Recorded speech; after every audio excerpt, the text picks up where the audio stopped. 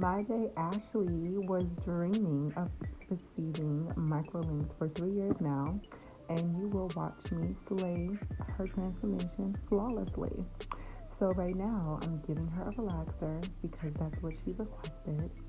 She also requested her hair to be colored black so it can more so blend with the extensions, as well as a beautiful trim because I'm all about healthy hair also. Get a look at the ends. Dead hair wear. These are our Kinky Straight MicroLinks. While performing and installing these on my clients, I did not use any glue. I wouldn't recommend using glue even though I can do it that way as well, but I didn't. And we used 2.5 packs. As you can see, zoom in, it's installed super neatly. You can wear this up in a ponytail and not have any of the extensions show. Oh yes, get a good look at that. You can also do half up, half down if you like.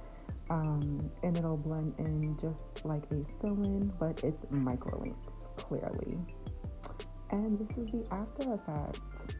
She wants to wear it in its natural hair state. She can, which it looks like this right here.